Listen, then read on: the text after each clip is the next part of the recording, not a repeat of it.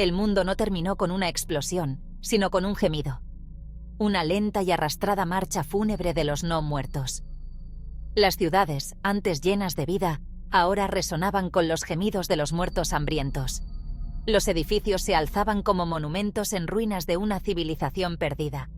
La naturaleza, reclamando su dominio, se deslizaba entre las grietas del concreto destrozado. Clara, una joven endurecida por la pérdida, navegaba entre los restos esqueléticos de su ciudad. Sus ojos, antes vibrantes, ahora apagados por la desesperación, recorrían las calles desoladas en busca de alguna señal de vida. O mejor dicho, cualquier señal de vida que no ansiara el sabor de la carne humana. Sus días transcurrían buscando restos, sus noches atormentadas por pesadillas del mundo que fue. El mundo que ella conocía había desaparecido, tragado por un virus que convertía a sus víctimas en monstruos descerebrados y voraces. Los infectados, los llamaban. Pero para Clara eran simplemente monstruos. Monstruos que le habían arrebatado todo. Su familia, sus amigos, su futuro. Todos devorados por el hambre insaciable de los no muertos. La supervivencia era una batalla constante. Una lucha desesperada tanto contra los elementos como contra la omnipresente amenaza de los infectados.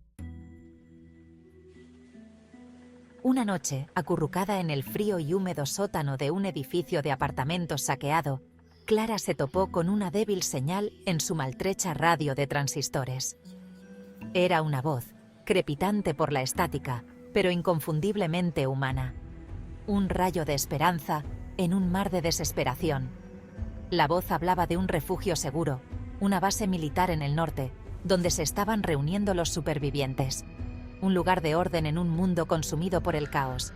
Hablaba de una cura, un rayo de esperanza para un futuro libre de la sombra de los infectados. El corazón de Clara, endurecido durante tanto tiempo por la pérdida y la desesperación, se agitó con un destello de esperanza. ¿Podría ser real? ¿Podría haber realmente un refugio seguro en esta pesadilla? La voz de la radio prometía la salvación, una oportunidad de reclamar un fragmento del mundo que se había perdido. La señal se desvanecía y volvía a aparecer. La voz se hacía más débil con cada momento que pasaba. Pero antes de que se perdiera por completo, Clara logró distinguir un conjunto de coordenadas. Coordenadas de la base militar del norte. Las coordenadas, grabadas en la memoria de Clara, se convirtieron en su línea de vida. Una razón para la esperanza, una razón para luchar. El viaje hacia el norte sería peligroso, plagado de peligros a cada paso. Pero la idea de encontrar un santuario, de escapar de las garras de esta pesadilla, alimentaba su determinación. Empacando las pocas provisiones que le quedaban, Clara partió al amanecer. El sol naciente proyectaba largas sombras sobre las calles desiertas, el silencio solo roto por el crujir de sus botas sobre el pavimento destrozado. Cada crujido de hojas, cada chirrido de una contraventana suelta, le enviaba una descarga de adrenalina. La ciudad, antes familiar, ahora le resultaba extraña y amenazante.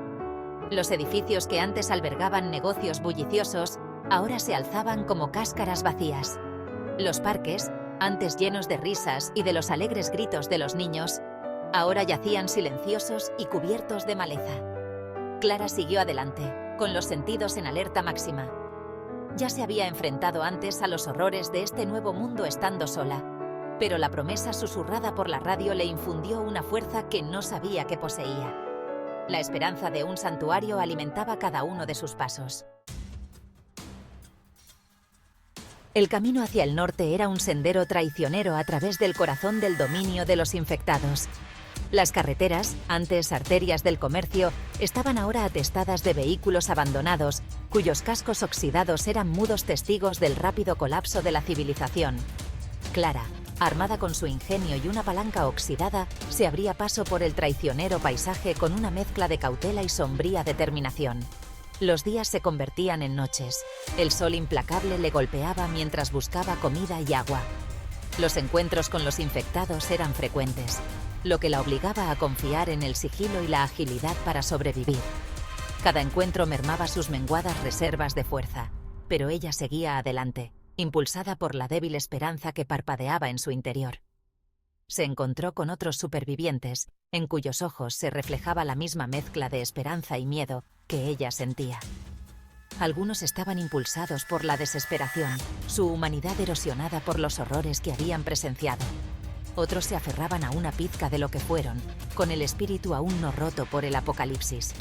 Clara decidió viajar sola. La confianza era un lujo que ya no podía permitirse.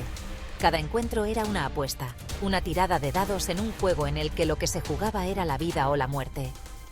El camino hacia el norte era un crisol, que ponía a prueba sus límites y la forjaba como superviviente. A medida que los días se convertían en semanas, Clara notó un cambio en el entorno. El aire se volvió denso, cargado de una amenaza invisible, una tensión palpable que le recorría la espalda. Los susurros del viento parecían transportar un nuevo sonido, un gruñido bajo y gutural que hacía eco al miedo que le corroía las entrañas. Los propios infectados parecían diferentes. Sus movimientos eran más rápidos, sus ataques más frenéticos. Sus ojos, antes vacíos y nublados, ahora brillaban con una inteligencia malévola que la helaba hasta los huesos. Parecían atraídos por ella. Sus gemidos adquirían una cualidad casi intencionada mientras se tambaleaban hacia ella con renovado vigor. Por la noche, acurrucada entre las ruinas de edificios abandonados, oía los susurros. Se deslizaban entre la oscuridad, justo fuera del alcance de su fogata, susurrando su nombre, tentándola con promesas de seguridad para luego arrebatárselas con risas burlonas. El miedo, que antes era una amenaza lejana, ahora se aferraba a ella como un sudario, asfixiándola con su gélida garra. Algo la estaba cazando, algo antiguo y maligno, algo que se alimentaba del terror que carcomía su cordura.